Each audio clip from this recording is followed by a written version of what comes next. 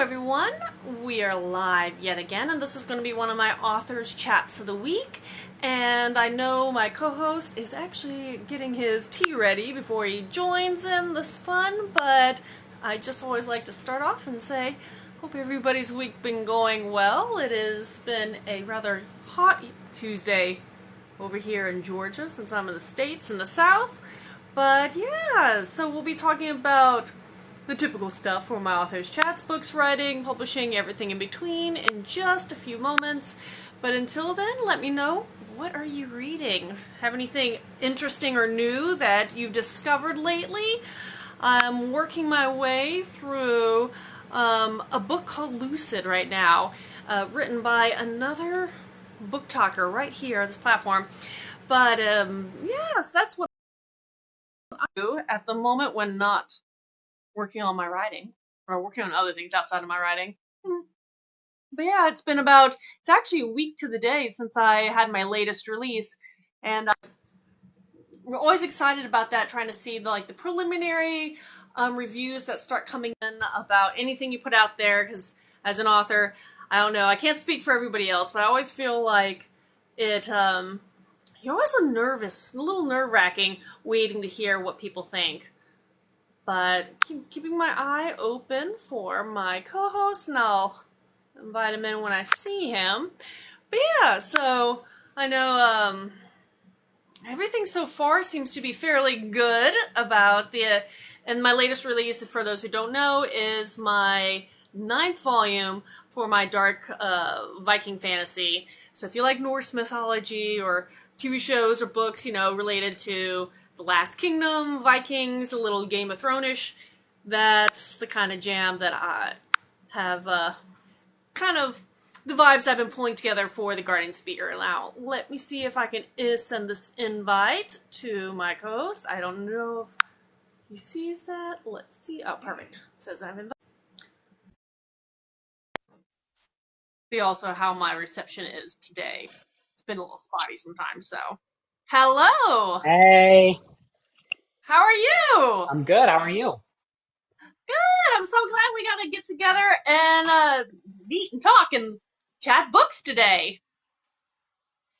Yes. Hold on. No problem.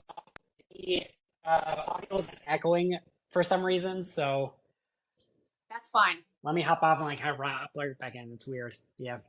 That's totally fine. I understand. But yeah, so I know I've had a recent release, and Christopher has a release as well this year, so we'll be talking about both of them. Very different vibes, but exciting stuff. I always love hearing about new books.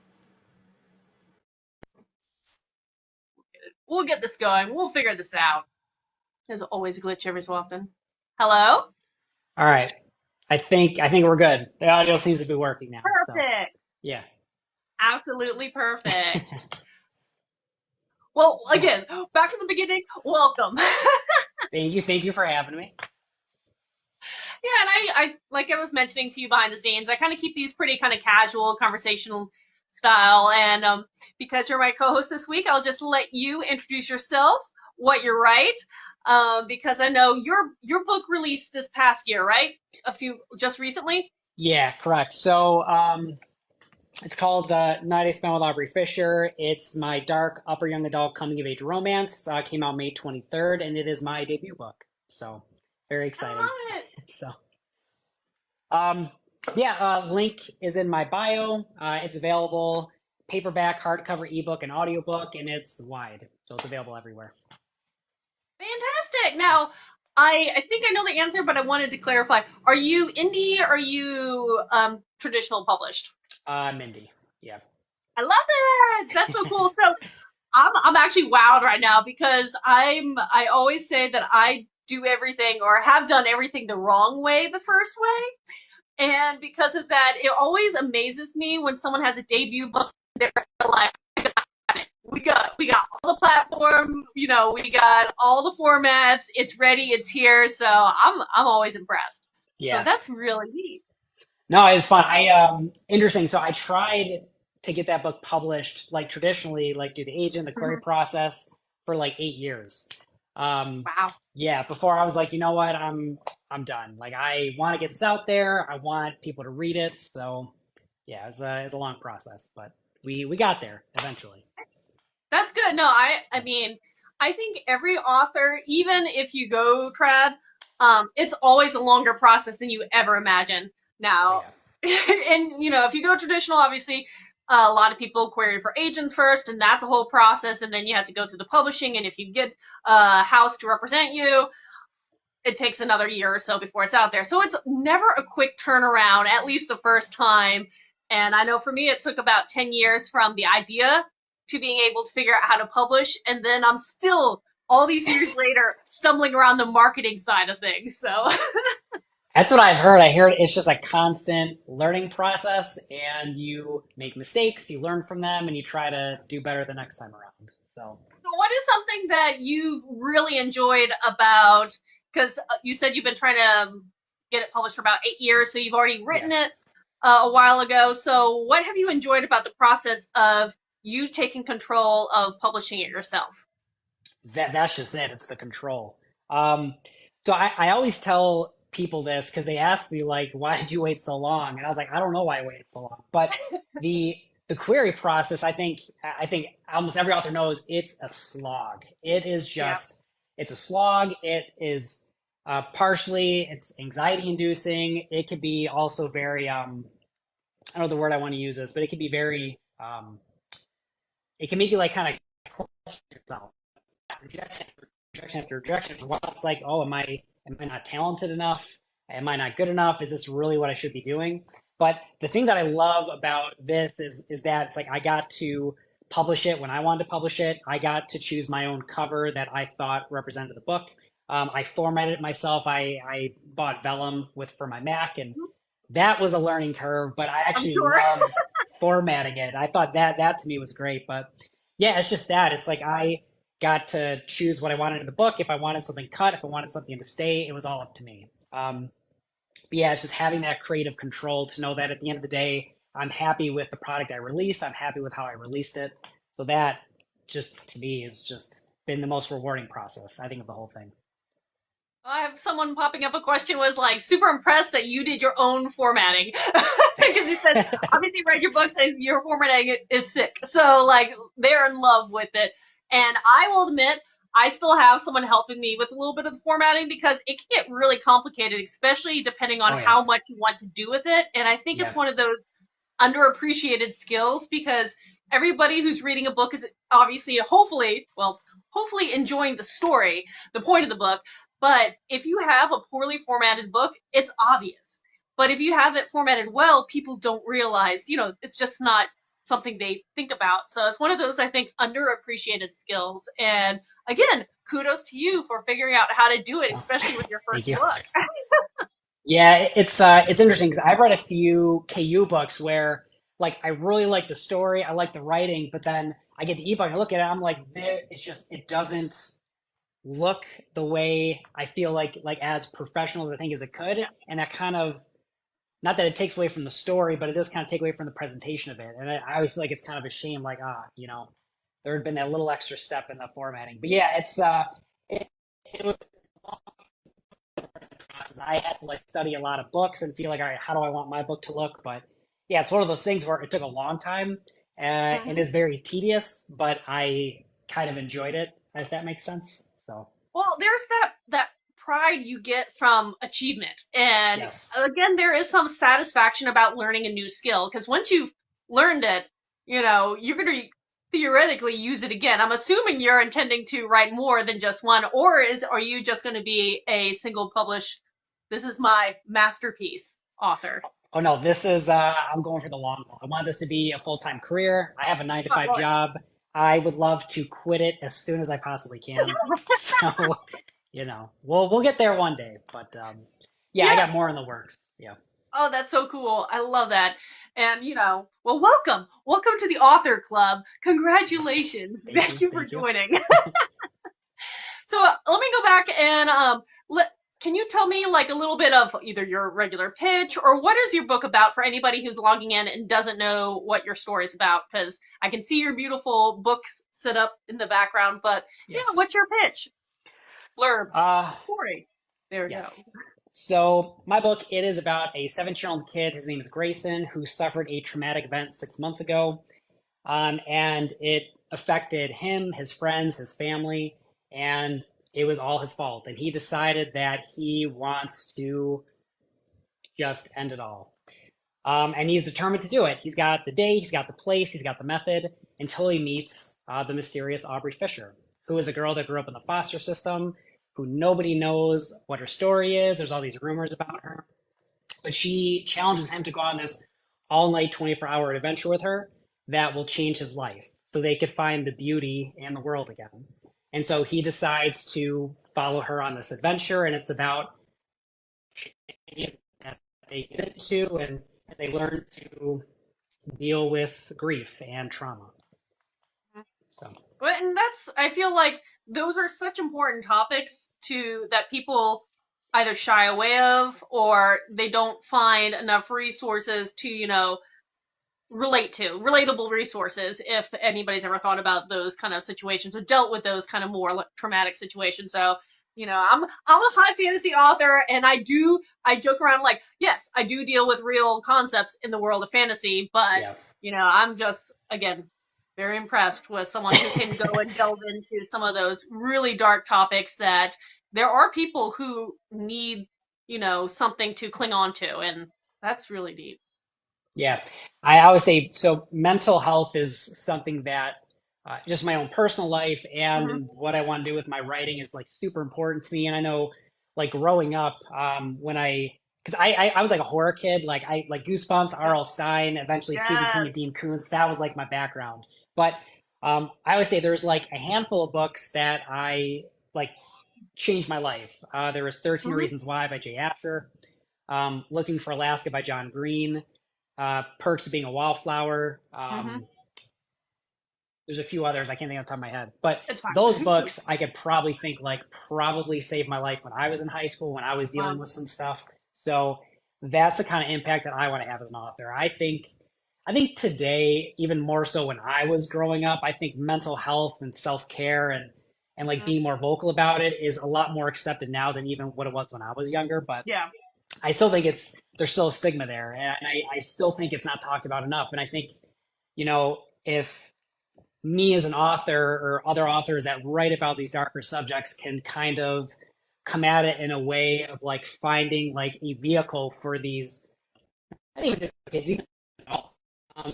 to have a way of articulating what they're feeling and saying like, "Hey, I'm not okay," and it's okay that I'm not okay. And I think it is important to have those discussions and to have these avenues where you can go and seek help if you need it. Because I know growing up, like those books really helped me because they dealt with these really traumatic things, and I that's why I'm drawn to darker subjects. I just think Mhm. it's important to talk about, and I think especially for kids, like if they see it and they'd be like, "Oh, I'm struggling with this too," and maybe it's okay for me to reach out and tell someone that I'm struggling with it. And at the end of the Mhm. day, that is the most rewarding thing, I think. Yeah. That is, I can, yes, absolutely. But so let me ask you, because you're saying, there's a variety of topics, again, so on the darker side, that um, you would love to discuss and delve into. What made you choose this particular topic for your first book? Yeah, so this is actually a really personal story. So not to like Oh, dampen the no, no. mood I too was like, much. you don't have to say more than you're comfortable with. No, no, you're good. Yeah, so probably around 2015, I got my bachelor's in creative writing. I Mhm. was working for a full-time job. My student loans were kicking in, and I'd gotten out of this toxic situation, and I was kind of lost. I didn't know who I was. I didn't know what I wanted. I didn't know where I fit in the world. I was like super lonely. I wasn't really reaching out to people around me. I was just kind of like putting on like a fake smile all the time, and I just felt like I was depressed, and I didn't know how to articulate that and tell people because I felt like I was burdening them. Like what I was feeling was just gonna make someone else feel worse. And yeah, it was it's to the point where I had certain ideations and I didn't like feeling like that. I didn't want to feel like that. And I had this one night I was laying in bed. I had this character of Aubrey Fisher. Thursday. I knew her name and her backstory, I knew what she was about. Wow. And I was like, okay, this is interesting. And she was kind of talking to me a little bit in my head. And so I was like, all right, I think there's a story here. Hmm. And I knew that I kind of wanted to get a lot of these negative feelings because for me, like writing is very therapeutic, Yes. whether it's like like books or short stories or poetry. It's how I get a lot of these negative feelings out on the page. Um, and so I knew I kind of wanted to get these negative feelings out. And so I was kind of developing it. I knew I wanted to go get my MFA in writing, which I eventually did. And I kind of developed the story from there. And it was very therapeutic. It was cathartic for me. I always say the main character, Grayson, although he's not me, he's a representation of me in a certain time in my life and what I was feeling. And I wrote that book. Um, and after that, I got myself into therapy for the first time, and I do therapy on and off as I need it. I wrote a second book in the program, which deals with another aspect of mental health. And yeah, it's just a very personal story, but I hope in a way that is universal and kind of speaks to hopefully everybody because it deals with like anxiety, which I think everybody, especially I think other writers especially know. Like, I feel like on the daily we deal with anxiety, imposter syndrome, and all this stuff. So hopefully it kind of speaks to everybody a little bit. No, I love that. I absolutely love that. And I think that's one of those, actually kind of going to the point of your main character and how he is a reflection of you at a certain time. I often wonder, and I've asked different authors, do you see yourself in your main characters at all? And because I know my answer is a lot of the characters, not even just the main characters, they have shades of myself at different points, maybe a different mentality of a certain age or a certain mindset, or a certain quirk, but you kind of yourself into your characters and for good or bad Yeah. that's out there for now people to read and enjoy. Hopefully enjoy. Hopefully, yeah. Hopefully. But yeah, so okay, you've released your book in May, you said, so it's Mhm. been out now for a couple months, about two Yep, months 2 months. Yeah. That's so cool. So how is your experience now that you've had it out in the wild, as some authors say? It's awesome. So I already said this. My goals I had for myself, I far exceeded because like for me, I was off social media for like a year before I came out like Book Talk and Bookstagram to like promote my book last year. But I was like, all right, I know some of my close friends will buy it. My family's gonna buy it. Hopefully, a few people online that don't know me might buy it. But I was like, I just want to. I want at least one person to say that my book changed their life. I don't know, but it came on Book Talk. I got a following for some reason, and my pre-orders like far exceeded what I was hoping to sell for the entire year, That's which to me wild and was amazing. yeah, it was awesome. And sales obviously slowed down, but they're steady, which is good. Mhm. Um, but yeah, it was just amazing, and even like my ARC readers, like I got so much positive feedback from them, and like other people that both know me, and even people that don't know me that Mhm. just found it off Amazon. Like there, one person I remember was like scrolling through the Amazon list charts. They found my book because it was in the top 100 for like a few weeks, and they're like, "Yeah, I saw your book. I saw the cover. I took a whim on it, and I was shocked that this isn't that you don't have more books out there. I was shocked this doesn't have enough more reviews than what I saw." And then she was like, "I just wanted to say, like, your book, it was awesome. Like, it spoke to me so much because I dealt with that stuff when I was growing up." And she's like, "I'm an adult now." She's like, nostalgia, and I was like that stuff to me when readers reach out and just say like even if like a little thing like spoke to them, it just Mhm. means so much. So far Oh, everyone's been very positive. Yeah. no, that's what I want to hear. That is always the stories I like to hear. Yeah. But and I will admit, like I said, I've always done everything I feel like the wrong way. So not all my experiences are that positive the first go round. So again, I like to hear. I'm always tentative asking a first time author, but I like to hear that. And yeah, seeing I've been watching your videos, and it does seem that you have a very adamant a following of supporters, and people really genuinely just love and connect to your story. So going forward, what are your plans? You said you have a couple ideas, or are you actively working on a new storyline? Can we know? Can I know? Yes. So I have a couple things planned. I want to release a poetry collection, which I'm pretty sure I'm going to do in 2024.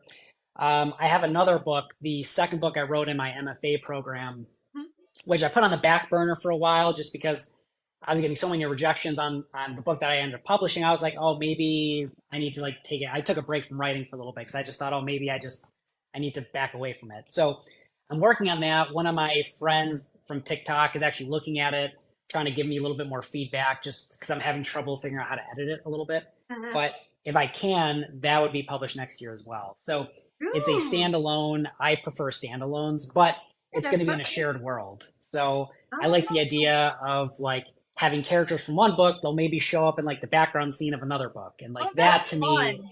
is so I love rewarding. it. So it's all going to take place in the shared world. Ooh, I love that. Absolutely love that. And Yeah. that was one of my other questions was going to be like if you do standalones or series because your type of conversations that your topics and your stories I could see do both depending on how you really need.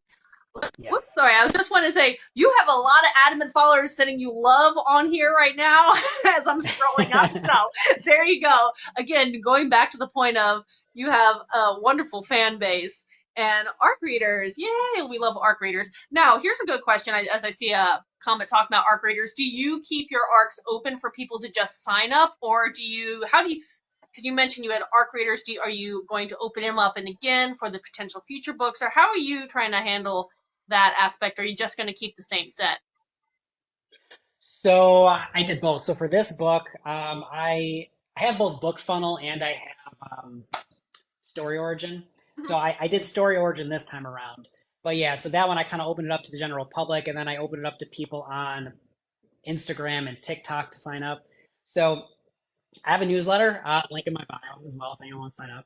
So I have people that already want to be on my ARC team. So I have like a separate list in my newsletter for people. So that way, if something future comes out, they could be like beta readers or ARC readers, even alpha readers. Mm-hmm. But I'm also going to open it up to the public again, where I'll probably put a post on my socials. I'll Yeah. probably do like story origin and book funnel again. So hopefully I can get even more ARC readers for the second book, preferably. So Yeah, no, that's okay. I was just curious because I have heard a few authors. It's not usually the consensus, but I definitely have heard of a few authors where they do try to limit the number of arc readers for whatever reason, and I'm kind of the opposite where I'm like, more the merrier. I yes. feel like so why wouldn't you want to have more arc readers? But yeah, definitely. Okay. Yeah, because right now I'm small enough and my art group is nowhere near where I feel like I would be what would you feel? Threatened? I don't know. But like yeah. I keep my arts relatively open, in my link too, so if anybody signs up. So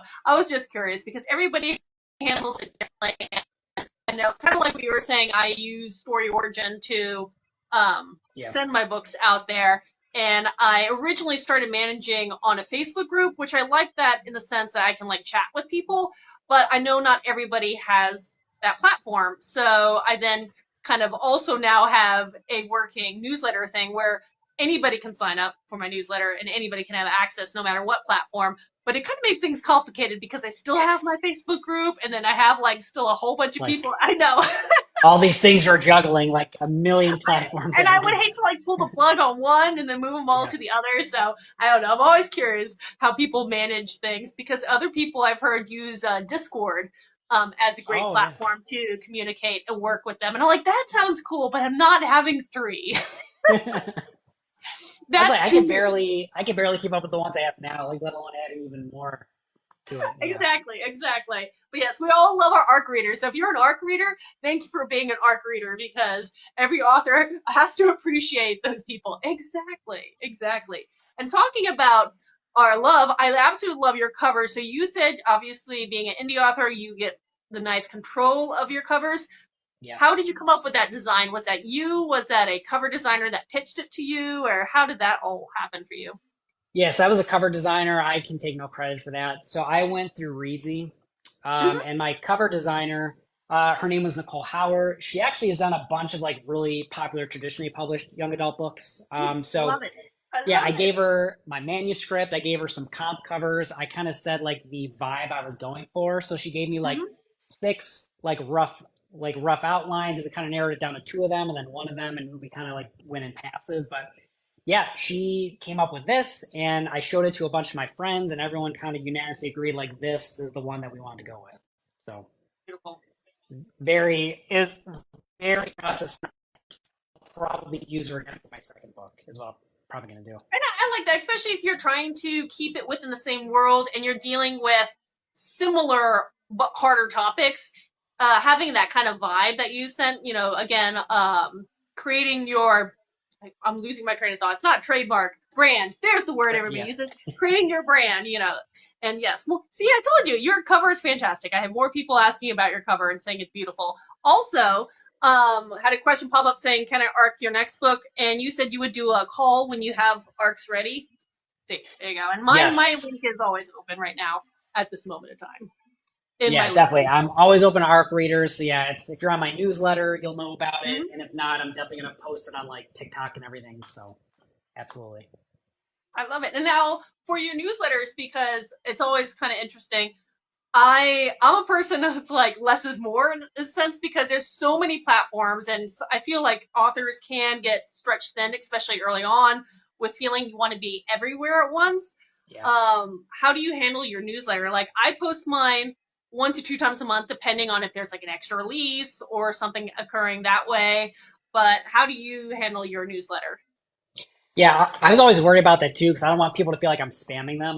And Yes. I feel like at least now in my career, I don't have as much going on, so I maybe don't have as much to say because I don't have like multiple things out there. But yeah, I said it right now it's going to be once a month unless I have like some kind of special discount or Mhm. contest I'm running or a new release. Then I would maybe do a two, but right now it's like once per month. It's the second Monday of every month is what I'm shooting for. Love it. I absolutely love it. Yeah, I've switched around. I've been playing around with what days to release my newsletters because I don't know if you get in that deep dive of like author statistics, and I don't want to bore listeners, so I won't drag on this on forever. But those deep dives of like, there's so much statistics out there, so much like science, math, and like trying to figure out exactly when to do things. And again, all you can do is kind of test it out and see what works for you. Yeah.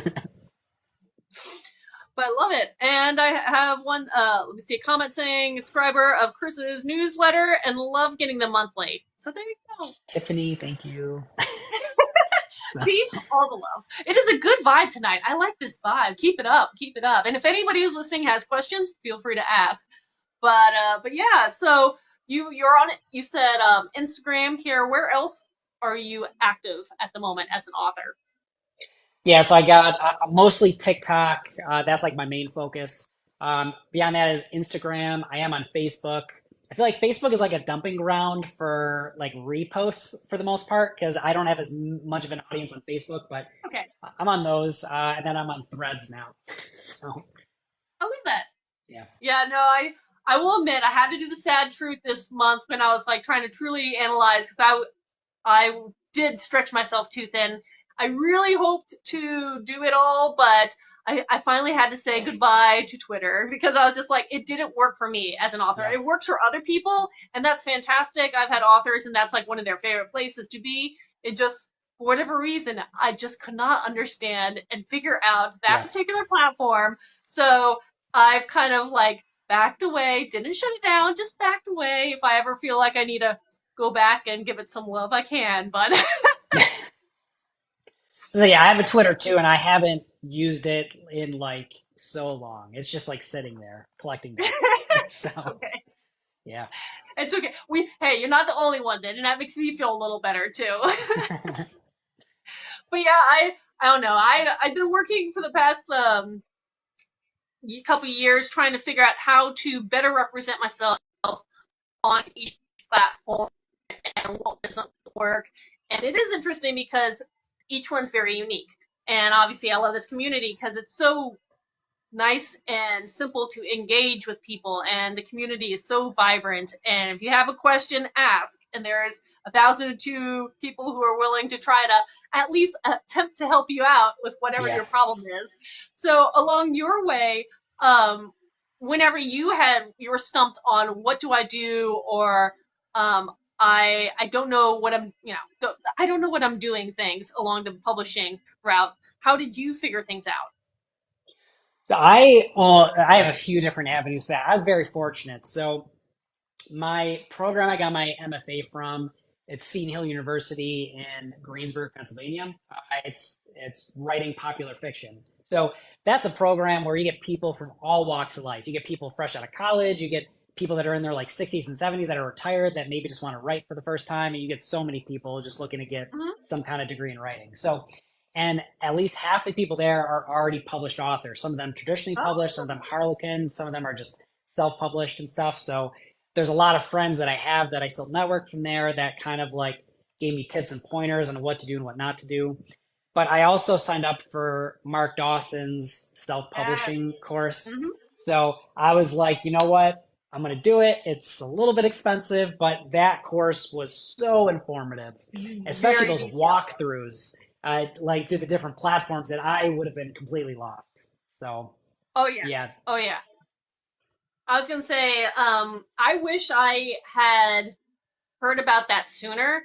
But even though I got to the point where I'm on all these platforms, I think I know what I'm doing, but I still, want to figure out if there's a way I can improve upon them. I yeah, ended up going back, and because I don't know, I think it was like Publishing 101, Authors 101. At one point, I think the titles changed for one of his yeah. courses, but like that good introduction to, if you didn't know anything about social media and you were trying to, promote your book, it's a great resource. Oh, Definitely absolutely. a great resource. Yeah. And I know going through, there were things that I was like, oh, I never thought about doing that, or oh, I should test this out, and it was, I think, definitely worthwhile. Yeah. Oh, absolutely. Absolutely. So okay, so you already have a book you think you're going to try to aim to publish next year. I lost my wait. No. Okay. So how many storylines in this universe that you're building? Again, same world, independent stories. How many do you have kind of already in the back burner of your mind and or working on? I have So many. so I had this thing. I have so many shiny. I struggle with shiny object syndrome where it's like I want to Yes. write this, I want to write that. So yeah, I have a bunch of spin-offs planned from characters in my debut novel that I want to get to. Um, I do have ideas for potential sequels and stuff like that in the future that I might want to get to. But yeah, it's interesting because like right now I primarily just write contemporary. That's kind of where I feel most comfortable, most confident as a writer. I do have ideas for I eventually do want to. So my goal is I would love to kind of tackle different subgenres where it's still young adult, it's still contemporary, but like my main book now is mostly coming of age romance. The second Hmm. book that I hope to publish is more of a coming of age mystery with romance. And Okay. I've said from before I would love to write a horror novel. I don't think my voice is strong in horror quite yet, not strong enough to where I'd feel comfortable releasing anything. Hmm. But if that's something I could work on, I would love to release maybe like a young adult horror novel. I think that would be just so fun. So I would love to just tackle different subgenres, but all have it be cohesive in this world where it makes sense that it all kind of fits together. So it's ambitious, but It um, is ambitious, yeah, but I don't know. I like ambition. So for me, my question then is going to change over for you. But for me, I write in the umbrella of epic fantasy. yeah, But my books, because again, it's kind of like the oh shiny. I don't want to be stuck too much and pigeonhole myself too much. So I dramatically change from the positive, little more adventure, questing side, all the way to the dark, gritty, almost grimdark side of epic fantasy, young adult, new adult, um, which is a lot of fun because it's freeing as an author. That means, as I can express myself and delve into the storylines I want to do. The yeah. marketing part, again, gets more complicated because there are definitely going to be readers who, when they read one thing and then they try to jump to something else, they're going to be like, wait, They just like wait. they want this one thing, and that's what they want for all Yes. parts. So, for I guess my thing for you, if you haven't thought about it, definitely start thinking about strategy. Obviously, you're going to have, clearly, you have some hard and fast fans who will follow you through and through, and that's what you want. Those are the dream team right there. But beyond that, do you have any idea of how to deal with marketing if you kind of span a wider group of subgenres under your YA contemporary? Yeah, I guess two answers. Partly, no idea.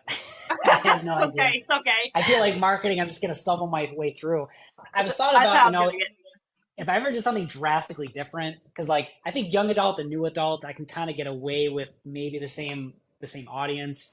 But if I Hmm. ever wanted to do like straight up like adults, horror, Hmm. thriller, or whatever, I was like, should I create a pen name for those? Should I have it be something different? But then part of me is like, I don't want a pen name. I want it all to be under the name I publish under now. So I'm kind of mulling it over whether I want to do more than one name for like different genres or. But as far as marketing, no, I still don't have any idea of what I'm doing now marketing wise. I just feel like I'm just kind of like throwing everything at the wall and seeing what sticks. So Hey, so yeah. far it seems to be working quite well. You also have a comment pop in there saying you get regularly, I guess, comments on how people tell you they want you to do horror. So, hey, Yeah, I always say it I would read in that as everything that well. I write. Yeah, and everything that I write in this book, there it's not in any way horror related, but I always say in everything I write there's always some kind of aspect or a single scene where it kind of leans into some kind of horror element. I have that in this book. In my second book I actually have a handful of scenes that do that because I'm like, hey, just I like horror. I might write horror one day, so this is like getting you guys like invested in this. So yeah. Oh, that's cool. I think that is very neat. And yeah, no, I hope authors in general don't shy away from branching out in different genres if that's just what's calling to them.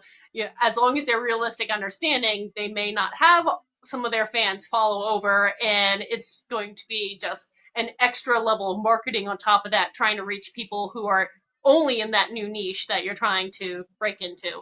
But I think for you, you'll do fine. Thank you.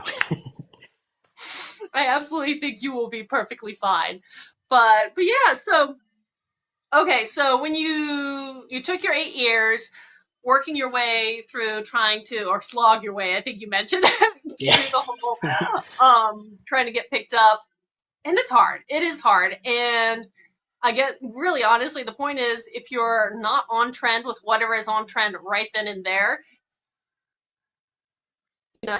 that's pretty much it. I Yeah. mean, that doesn't mean that 5 years before or 2 years later you would have got a slew of offers. It's just what is on trend and makes it really hard, and you just never know. But after spending the 8 years, so how did you go through the editing process yourself? You did your own formatting. Did you actually hire an editor, or did you because you have a MFA? You said, and was it creative writing that Yeah. you did yourself? So Uh, I am horrible with editing. So I always say I love the drafting process. I despise the editing process. That is my least favorite aspect of writing, which is weird. I know some writers prefer the editing process, but um, no. So when I was in my program, this first book, I wrote it. You have your mentors and critique partners, so I had that aspect of it. But when I was done and I had my draft finished, I sent it off to an editor who did both a line edit and a developmental edit, which kind of solidified it. And that's what I did before I started querying. And then after the query process, when I decided I wanted to release this myself, I hired a copy editor just to give it one more pass. And then I did a proofreader off Fiverr to give it like that one final, yeah, make sure there's no get little that little little polish. niggling things here. But yeah, so technically, I guess I went through 3 professional edits outside of just like my program. And I think that's, everybody has to figure out what they need and what their weaknesses are. And if you're starting out, more is actually okay. It's just Yeah. can you afford it? Because I know when you're starting out, you may need that extra little help when it comes to developmental stuff, as well as line, as well as all these other kind of various editing. And then as you are more or you're more confident with the craft and your skill increases because practice makes perfect in my mind. You may not need all those steps. You may just need someone to really get a deep dive in the grammar and spelling if that's your weak part, because for me, that is definitely a weak part too. So Yep. Me too. I love editors because I appreciate them so much. That is my weak spot. And I also use beta readers myself and other people that lead up to editors.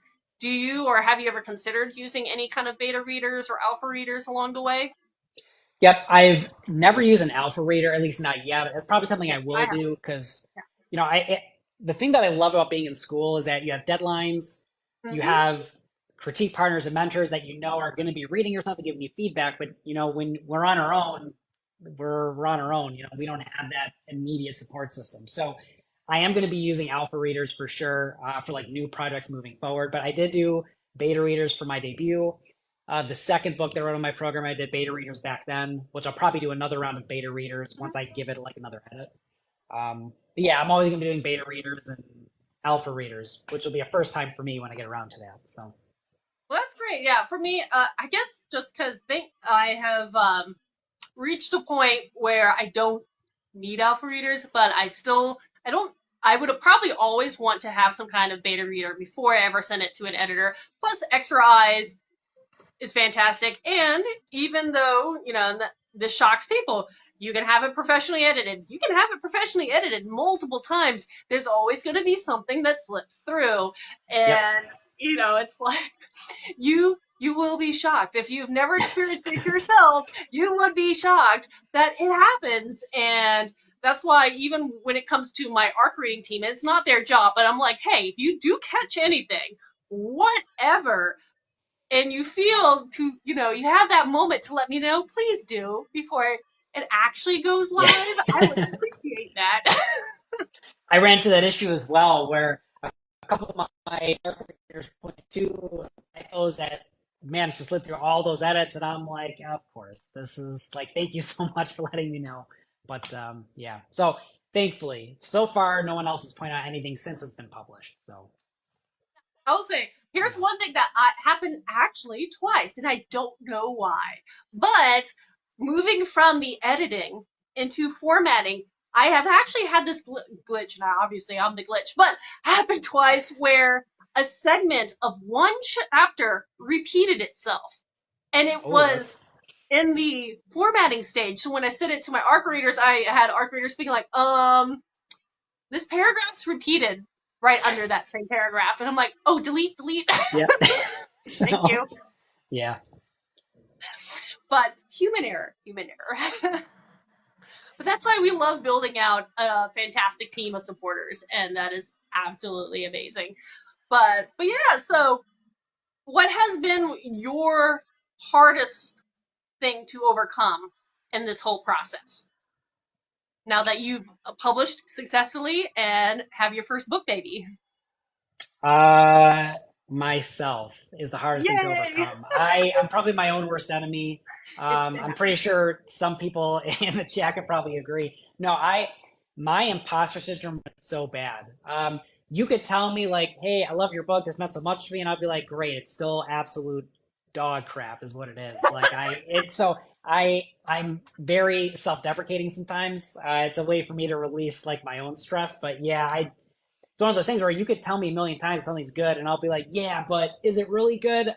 So I'm definitely my own worst enemy for sure. That's the hardest thing, is to get that self-critical thought process, kind of like be like, all right, Chris, this is your own self-doubt. This is your own, self-esteem issues coming in. We gotta, you know, put that to the side a bit and just kind of let it live and let it be out there. So Yeah. yeah, that to me is definitely the hardest aspect, I think.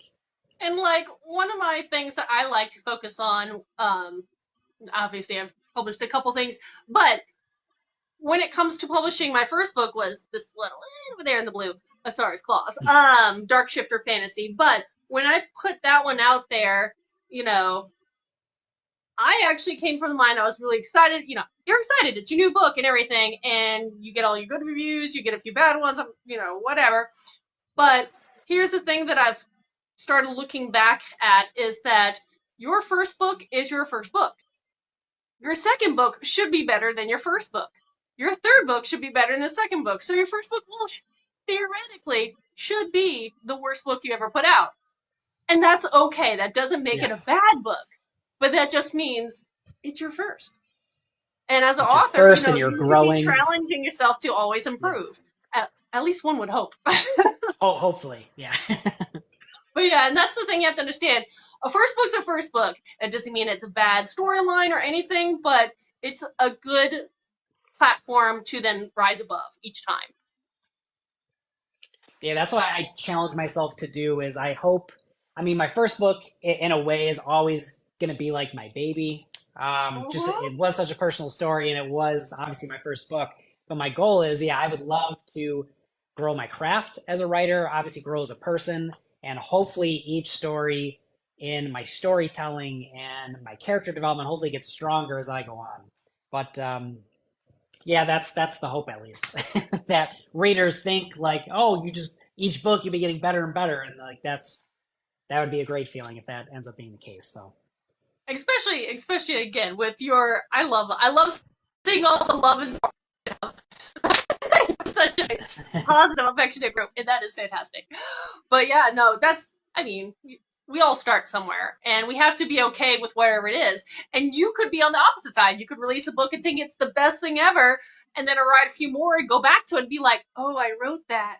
Oh I wrote no. that. Okay, what was I thinking? What? So, Ooh, if I could just edit it now. yep, I actually do wonder how many authors who have been around for a few years and go back. Do they ever go back and read their earlier work? And if so, how many are like, man, if I had that story now, I mhm. could take it to a new level. Yeah, I've always said there is a lot of my early short stories, and I've I tease this to people all the time because they want to read it, and I'm like, you'll never read it. So this is not the first book I wrote. It's not the first young adult book I wrote, but it's obviously the first one I'm publishing. So I wrote another young adult book coming of age that is just so bad. The writing, the storytelling is just so bad. It's just riddled with cliches. And I'm like, it will never see the light of day. And I'm like, I wonder, I think about all the time, like maybe I should just like brush it off and like rewrite it from scratch with um, the knowledge I have now, with the better craft that I know than what I did back then. But every time I go back to it, it's just like, but this new shiny idea that I haven't written yet. So Well, hey, maybe one it's day. your I don't know. backup plan. If you ever run out of new shiny ideas and you're like, oh no, what do I do? At least you have this one sitting around being like, polish me up. Yep. And you never know. That could be like, that could end up being the best book ever.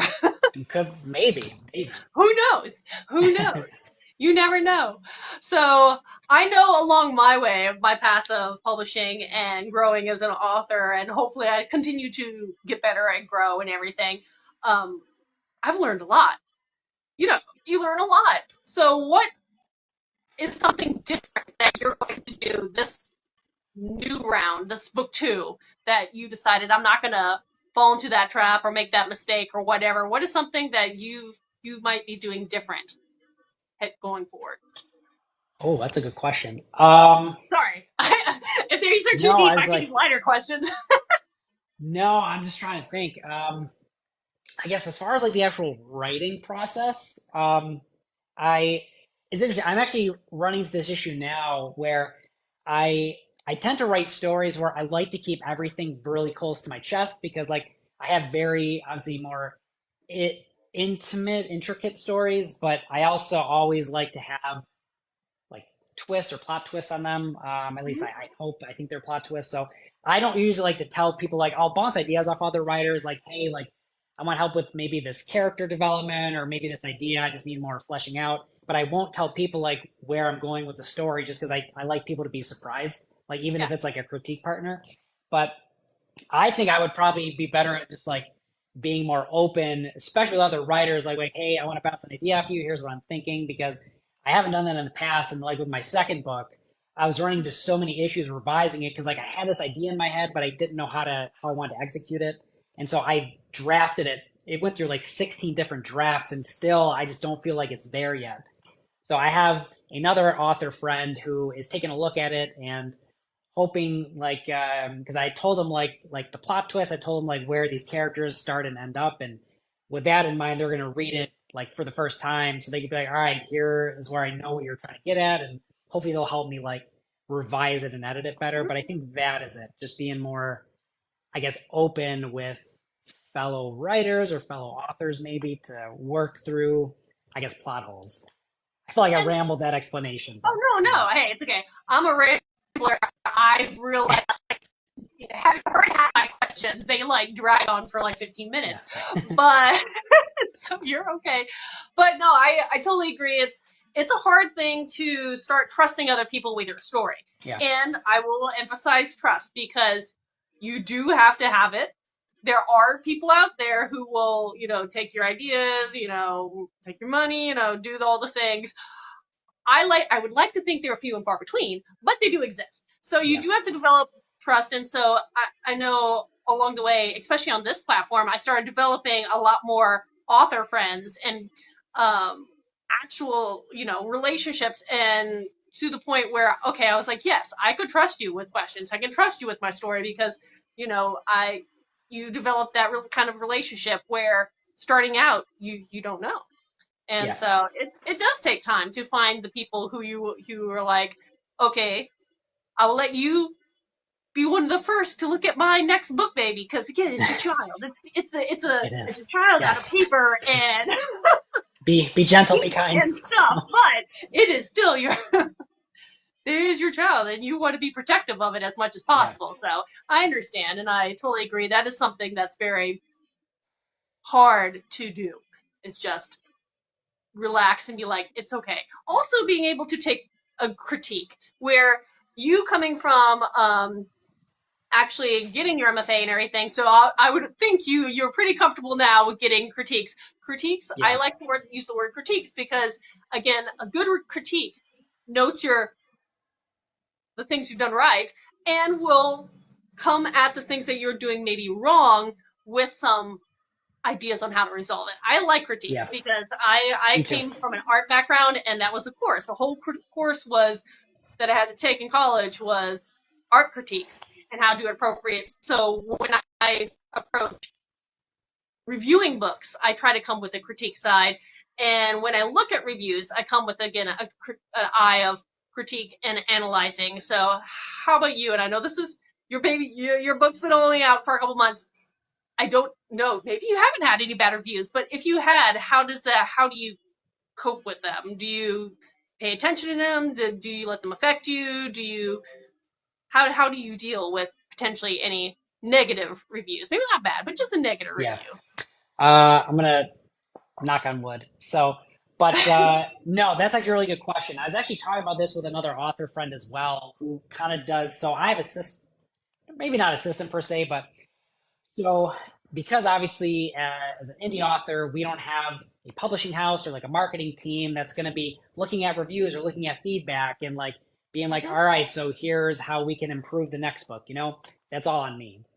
So as much as I don't like it, I do have to read my review. I mean, I don't have to, I guess, but I want to read my review so I know what's really resonating with them, what maybe is not resonating with them, with maybe things they didn't like about my book. So I would be like, okay, here's what people really like. Here's what people maybe didn't click with as much. So I know, like moving forward, what my strengths are as a writer, and I can maybe play to that a little bit more in future books with what people are resonating with. So I think thankfully. Haven't gotten a scathing review yet. I know it's coming. I'm like anticipating it. I know it's going to be here one day, but I've gotten a few still good reviews, but less favorable that have had various things that they didn't like about it.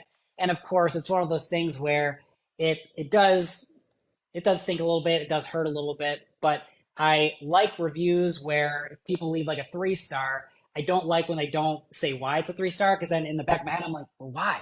Why wasn't Yeah. it 4? Why wasn't it 5? What was it about it? Um, well, it's a really good book, but X, Y, and Z just wasn't really my thing. And then I'm like, okay, that's fair. And then I can understand why they felt that way. And even if it's not something that I could have or could not have done Yeah. differently, at least I know, like, okay, well, that's fair. So I think for me, it does sting, it does hurt a little bit, but I always like to come at it with that mindset of being in these critique sessions in school. Mm-hmm. And being like, it's just thinking about it as like another friend that's saying, hey, I like this, this, and this. this, and that didn't really resonate with me. But at the end of the day, it's your story. You do what you want, and that's kind of like what I try to think of it as, kind of like a critique session with other writers, sort of. Yeah, no, and again, coming from having that art background side of understanding critiques and then trying to apply it to the writing world, I look for trends. So for me, it's like, Yeah. and obviously, yes, tell me how much you love my book. I love it. But, in general, I look for trends. And when it comes to even the negative things, if it's one or two, it could be someone's bad day. It's not their cup of tea, whatever. Who knows why? But if you get the repetitive thing of saying, hey, this character is maybe too flat, or hey, Yeah. I don't understand, it feels like there's a plot hole here, are you missing something? If you see that kind of thing, that's something I feel like, okay, now I have to pay attention to. Thankfully, I haven't seen that many trends in the negative side of things, but that's what I kind of approach is there a trend? What is it? Is it something that I can change going forward? I'm a series writer. Or is it something that maybe Yeah. if it's, if ever I saw something that 100 people were like, oh my God, blah, blah, blah, maybe I need to like go back and do a quick edit of the book. Who knows? And have a second edition slide out Yeah. there. But look for trends is kind of my idea. Because I've had a very perplexing, I say this one all the time. It's like one of my favorite things to point out. I had this very perplexing critique for, it was my first book, Sora's Claws, and the whole content in this paragraph was talking about how much they like this book, they like this book, they like this book, but they gave me 2 stars because the last sentence was, this book was not a standalone. Now my cover says it's book 1 of a series. Oh man. So, that makes me laugh because it's like, okay, you're not going to please everyone. No matter how Right. much they like So it, you're not going to please it all. But sometimes you just have to let things just slide off your shoulders. And I have a question that yeah. had popped up a moment ago and said, have you ever written a story because you came up with a good title? So I know, have you ever Oh. come up with a story idea because you've heard of a title? I know you haven't written that many to the publication part, but have you ever come up with a concept of a story because of a title? Yeah, I would say more so when I write short stories for sure. Even poetry to an extent. I have various ways in how I come up with stories. How I like create like more of like a novel is very different from how I do like a short story or a poem. But there are some times where I'm just like I'm sitting here and I'm thinking and an idea for a title comes into mind. I was like, oh, that's fun. What can I create off that? And usually that's like a short story or a poem, typically. Yes, I had to think. I had to actually think about it. I'm definitely a person where a story comes first, then the title, for the most Yeah. part. Now, I do have one idea. It's always, and it's just because again, playing around with things, it just the verbiage came in my head, and I was like, ooh, wait, I want to use that someday. Want to use that, and I don't know if I'm ever actually going to get to that story, but it's definitely one I kind of have on the sidelines. And if I ever get to it, then I can say yes. I've written a story based off a title that came in my head first. But outside of Yeah. that, no. I try to select titles based off the story. Um, and the same thing is when I select covers, because if people who don't know, there are options for authors to get what they call either ready-mades or pre-made covers, and they're gorgeous and everything. And I know there are a lot of authors who like that because they see the cover and they're like, I love that cover. It's beautiful. I'm going to come up with a story to explain it. I'm not that way. So I Yeah. need covers to be designed for me, which makes that process a little more complicated, but Yeah. that's the way I approach it. I'm definitely a story first person. Yeah, when it comes to, I guess, my longer projects, I'm a character and voice. So before I know Mm-hmm. anything else, I'll have a voice in my head. I'll have that character, usually the main POV, and then because I'm a pantser, I'm not a plotter at all. Mm-hmm. So I basically create a story from the voice of that character, and that's kind of what leads me into it. That's very neat. Oh, I love that. I love that. Yeah. So, okay, now I have to like wrap my head because I'm a person. Well, my inspirations, like the core inspirations for all my stories and the main characters, vary dramatically. Uh, Ueva Carrigan's, the main character of Stars Claus, was based off of a dream. Uh, Katie of Earth is actually based off of my I grew up with my sister. We developed our own magical multiverse when we were children, playing outside in our imaginary games. And so my alter ego, I finally get to write her. And then, of course, my Viking series is a retelling of Norse mythology. So it's kind of almost pre-written. It's a retelling. Yeah. But having the characters come alive, I challenged myself with that one because I love these warrior female archetypes. And I wanted to approach it with a character who wasn't as confident as my other two ladies. I wanted one to be kind of like doubtful and maybe and deal with all the kind of issues that my other two don't really deal with because of their personalities. And so I developed her because I wanted to challenge myself to write a different style of character. So I know your first pair of people where you came up with going forward with some of your other main characters, did their voices, because you say come up with the voice first, did the voices like, what inspires those initial voices? Is it a topic or a dream, or where did they come from? Where do your voices appear from, manifest from? I don't know how many. So I actually love talking about this. So feel free to cut me off because I could geek out All right, about this. But go.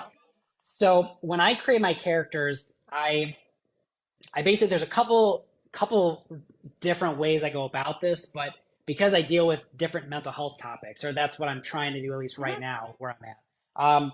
I take an aspect of my personality. It's typically something that I struggle with or something that I'm dealing with, and I want to psychoanalyze it. So I'll put it like on this like projector in my mind, and I'll create the voice of this character and kind of go from there. So like my first book, it dealt with like depression and anxiety, um, and guilt and trauma.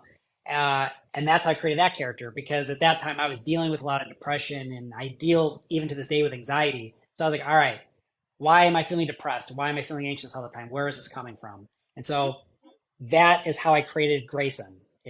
That is his big character thing. That's how he is flawed. It's how he kind of goes throughout life. And I kind of make that the focus of that character and I kind of craft it from there. And my second book, I don't know how much I want to say here because I'm still editing it. So, but his whole thing is he is very much a very soft, quiet person. He's not spoken, and there's certain aspects of my personality where, and I don't want to get into it because I feel like it's kind of a spoiler, but there's a certain aspect of that character and what he deals with and struggles with that I kind of took from inside of me. And I was like, all right, I want to psychoanalyze this aspect of my personality now. And I create the character based off that and the voice. And I feel like that's how I like to do it because, you know, it's that whole saying of like, write what you know, write from your own experience. So that's where I start my stories, as they're very personal, they're very internal, they're very much about me. And then as I kind of craft the character and the voice, I try to get it further and further away from me, but with that influence in mind. And that's kind of how I create, usually my main POV characters at least. And then a lot of my side characters, kind of like you said earlier, they might have an aspect of like they have my sense of humor or they have a certain quirk that I have. But I also pluck it from people I know in my life, whether they're close friends or people that I knew from college that maybe I don't talk to anymore. I'm like, oh yeah, and there's this aspect of that person that I know, and that's what this character is going to have. So that to me is just the fun of writing. So Well, I don't know if that's like a good descriptor, but like Frankenstein characters, yes, you kind of pick and pick and kind of dissect what you know from reality and put together in a hodgepodge your own characters out of various aspects that or maybe some things that you don't really know but you want to kind of delve into because that's one of the fun things about being a writer is to challenge yourself to see from a very completely different point of view than maybe you have, and can you do it, and can you do it well, which I think makes a lot of authors empathetic. Or I would like to think we're empathetic because if you can see from different characters' point of view, hopefully you can see from other people's point of view. I can't say that's true for everybody, but that's a nice at least idea. yeah. So actually, I just looked up.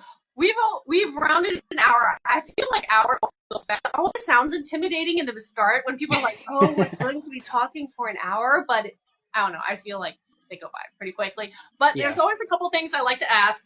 and some of this you covered near the beginning, but where can people find and follow you? And you already mentioned you have a newsletter. Check out your link. Um, what other platforms on? I know you mentioned this one, Instagram. Do you have a website? That one I don't know if you've mentioned. I do. I do have a website. It's also the link in my bio. So yeah, if you want to purchase the book, there's purchase links. The website basically has everything. It's got a blog. It's got links to my newsletter. So that's kind of like, I guess, the hub for everything. Um, yeah, it's all, everything's all in my link tree.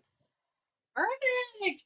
And then one other question I had, and this is just a personal one, because starting this time last year, so actually it's been a full year for me. I've been delving into, and I still say delving because I'm still learning all the time, um, audiobooks. And you said I think you mentioned that you have your audiobook out. So how was that process for you? That was so it's interesting. Well, I mean, it was a rewarding process. It was so almost kind of like it was a weird experience, but not in a bad way. So I only recently started getting into audiobooks in May. I had never listened to audiobooks before because the way I have ADHD, and so for me to listen to an audiobook, I get distracted so easily where I start to tune out the voice of the narrator. So I'm actually getting better at it. The more audiobooks I listen to, the better I'm kind of training my brain to soak in that information. But yeah, so when I hired my narrator last year, I'd never listened to audiobook before. So I didn't know what audiobooks were like. I didn't know what to expect, what not to expect, what was the norm and not the norm. So I came at this guy with so much anxiety, like I don't know what I'm doing. I don't know how this works. And so he was like super gracious with his time. He was very patient with me and explaining how things worked. So yeah, it was awesome. His name is Eric Altidy. He did a wonderful job. So I basically had a bunch of narrators audition. I picked him because he nailed the voice of Gray, and that was always the most important, was having that Mm-hmm. Gray's voice. And yeah, he kind of did his own interpretation. I gave him just like a handful of notes, and then he thankfully would revise them and gave me like the second pass. But yeah, that process was amazing. Like hearing, I guess, my words read through someone else for the first time with like character voices, it gave me chills. I was like, oh, this is I love nice. that. So yeah, That's fantastic. No, it is. It's just always interesting because there are a variety of ways authors, especially indie authors, can create audiobooks. And I was always yeah, curious, like, how people, find their narrators, what's the process they use, how did you choose, do you do sounding narrator, or female sounding narrator, or do you use a voice cat? All those kind of things just fascinate me because, like you, I did not really listen to. I still probably should actually listen to more than my own. I haven't really yeah, gotten into audio until the whole process began for me because on this platform that this was the one where I had so many questions of like, hey, is it an audio? Can I get some of your work that way? And it's exciting. And when you hear yeah, your characters come alive, and yes, they may not be exactly 100% what you had in your head, but it's really neat just to hear them come alive yeah, even if it's just close to what you imagine. yeah. That's exciting. Oh, absolutely. But yeah, and that fact that you're wide, and that's one of those things that I know I've been interested in getting my print versions and at least taking those wide because right now I'm exclusive through Zon and that whole system. But how do you like the fact that you're wide, and where do you see the greatest benefit of your distribution of books, if that makes sense? Yeah, it does. This So is neat, right? this is actually something that I've been thinking about. So because I did like Mark Dawson's course and all that, and I heard like the benefits of going wide. So this is actually interesting. I actually want to know what your thoughts are being exclusive. But so for me, I wanted my book to be available to everyone. I didn't want to rely just solely on Amazon Yeah. for everything. Um, but the other side of that is going wide. I feel like is more beneficial when you have an established audience, whereas someone like me, who nobody knows who I am, most of my sales, like 98% of my, actually probably 99% of my sales are Amazon. The rest of them are from outside Amazon. So I don't have many sales like Apple Books, Barnes and Noble, Kobo, all of them. I don't have many sales on those websites. So part of me is like, maybe I want to try KU for like the three. Like I want to wait till after 3 months goes by when my book's out, see where my sales are outside of Amazon, and maybe I'll try KU for 3 months, see how it goes. But yeah, I don't know. I like the idea of going wide, but the benefits of KU are nice. But I don't know what's your been experience with I guess KU because you've been doing this longer than I have. So There's definitely been, and that's the thing, if for a lot of KU or people who start on KU, and I see a number of authors leaving it for two main reasons. One, the payout has dropped a lot, yeah, and that's just because, which is interesting, because I know there was some debate of the why of it, but if you really looked into it, I know some of the authors who do deep dives found out that it's more to the fact that there are more and more readers joining KU. And because there's more readers, that means they're reading a more variety of books.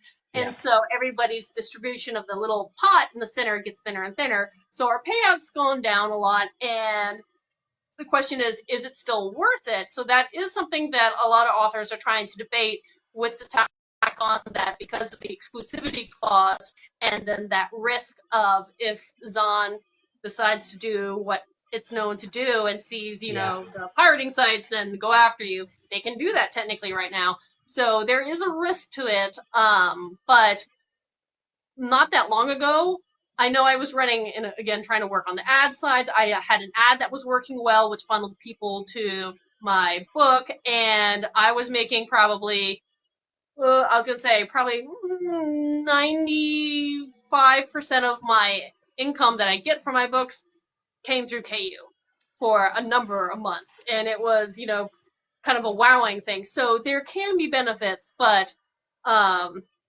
each author has to decide what's worth it.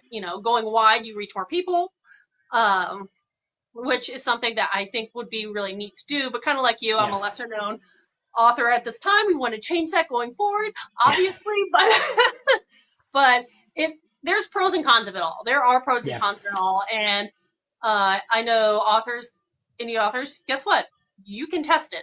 You can test it if you want to. Then funnel your stuff for KU for a stint of time to see if it works better for you. You can do that, and then when you meet whatever that time requirement is, you can pull out and go wide again Let's if go wide that's what you again. Yeah, want, because you can. It's just there is the time and energy on the background side of an author to do that. So I can't say if it's worth it or not because I've had great experiences, and right now it's kind of a lull because with the payout being smaller and my ads all of a sudden not working anymore, sob story. That's, It yeah, changed the game again. So who knows? Who knows? So that's all I can say. The honest truth is there are pros and cons of it all, and it'll be your particular journey to decide which way it goes. to say there's no right answer. It's different for Nope, there everybody. is never So a one right answer. That's the thing that's frustrating because you were like, I just want to know what I'm supposed to do. And people are like, well, you have options. I'm like, I'm yeah, not good with options. I feel like I have the impossibility of choice when there's too many options available, and then I'm Yeah, just like I don't know what to pick. So yeah, absolutely. No, that's the thing. As for me, one of the new things that I started dabbling with this year was a Kickstarter release. ooh, And that was something that I I succeeded at. I should say succeeded because there are definitely authors who do very, very well. I succeeded my first one. But like any platform, you build and build and build off of your prior, you know, attempts at it, et cetera, so on. So I'm definitely going to continue going through that one because I've been watching a lot of authors who do very well with that. And that's just another way to back and finance your book prior to release and build your following. And I know more and more authors that are seeing huge, phenomenal rewards from doing that process. So I don't know if that's on your radar because it's a lot of work to set up, and especially your first time. But that may be yeah, something else you might want to look into to back you. So we yeah. all, I've heard some. I mean, obviously we know is it yeah Brandon Sanders. He did Kickstarter, yeah, right? Brandon he's the Sanderson, one yeah. who like changed the game, and people are like, So oh, we can like take this seriously. yeah. Um, yeah, I don't think I've ever seriously considered that. It's I do know some indie authors I know, even just like because I follow like a couple like publishing things Mhm. on YouTube and whatnot. A lot of people have been trying that out, and I'm like, if I can get a bigger audience after maybe I have a couple books under my belt, that definitely might be something I might try. But yeah, that's super interesting. Like the new avenues that as indie authors we're kind of finding as we go. It's just yeah, Mhm. it's I feel like the sky's the limit, kind of. So It is a fun time in indie publishing, but it's also one that keeps you on your toes. It's all I do. All the time. I'll wake up tomorrow and they'll be like, did you know this new thing? And I'm like, no, I didn't. They're like, well, it's been out actually for a few weeks. What? When did I know? Anyhow, but yeah, so then before I know it's getting at least on my side a little later, and at some point I'll have to walk my dog, but I do want to make sure I ask one final question. I always want to end this question. Is there any topics that you wanted to cover, any questions you had that you never asked thus far throughout our chat tonight? No, I think we kind of covered everything, at least everything that I could think of that we want to talk about. So, no, it was fun. It was a lot of fun. Well, thank you for doing this and coming out. And I'll just say, your cover is definitely one of those eye-catching things. And one, obviously, I wish I could point back, but your display, again, it is those vibrant colors and just they pop against the black. And so I think it really was one of your videos showing your cover that I had to stop and let go. I was like, wait, come back here. I like this. Let me go look at this. Look how gorgeous that is. But yeah, so beautiful cover. Well done. Very well done. And but yeah, keep it up. I'm definitely going to be stalking you for now that we're tagged, I guess it's not really stalking anymore. Now I can actually be like, hi, maybe you'll recognize me now. Right. But yes, no, I absolutely love your first book, and it is gorgeous, and can't wait to see what else you've come out with in the future. Yeah, thank you. I'm excited. I guess we'll have to wait and see what happens. So. And what I'll be doing for anybody who needs a reference, in a few weeks I'll repost this on my YouTube channel, and I'll make sure I add all your links and your buy links and all that stuff below. So hopefully more people can find you and follow you and get to know you and read your book. Oh, perfect. No, thank you.